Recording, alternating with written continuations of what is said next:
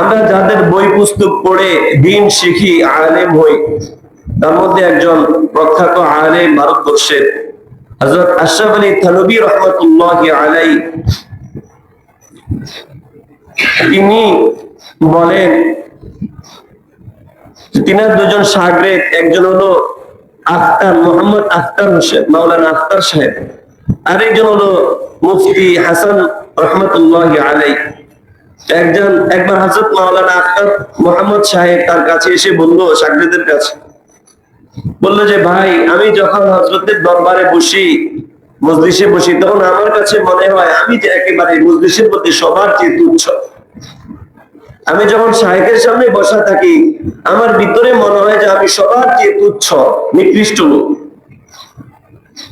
হাসান রহমতুল্লাহ আলাইহি তিনি বলেন, আমারও তো এটাই মনে হয়, যখন মজলিসে বসি, মনে হয় আমি সবার চেয়ে নিকৃষ্ট লোক। এর কারণ কি?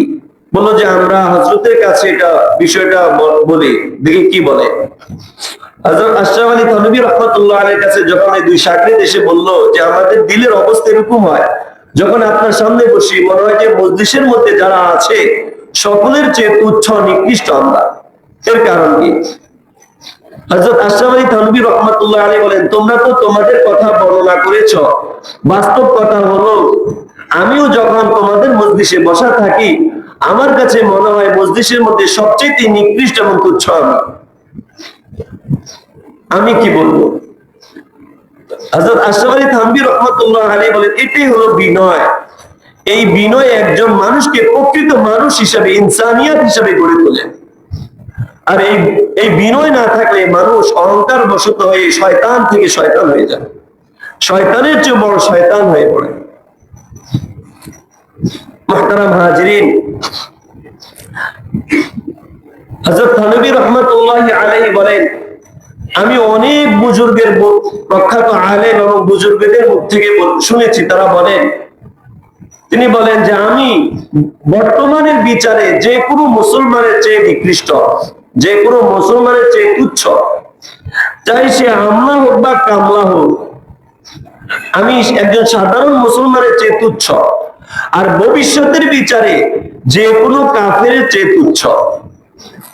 এর মানে কি? তিনি বলেন, বর্তমানে বিচারে একজন মুসলমানের চেয়ে আমি তুচ্ছ এই হিসাবে যে সে একজন মুসলমান, তার ভিতরে ঈমান আছে, তার ভিতরে ঈমান আছে। আল্লাহ তাআলা কোন আমলের বদৌলতে, কোন আমলের বরকতে তাকে পার করে দিতে পারেন, জান্নাত দিতে পারেন। আর একজন ভবিষ্যতের বিচারে একজন কাফেরের চেয়ে তুচ্ছ এই হিসাবে যে সে কাফের, এখন কাফের, আল্লাহ তাআলা যদি তৌফিকে রাখেন, তাকে ঈমান নসিব করেন, হয়তো সে আমার চেয়ে আমলের লাইনে আগে বেড়ে যেতে পারে। তো সেই হিসাবে বর্তমানের বিচারে যে কোনো মুসলমান আমার চেয়ে বড়, আমি তার চেয়ে তুচ্ছ।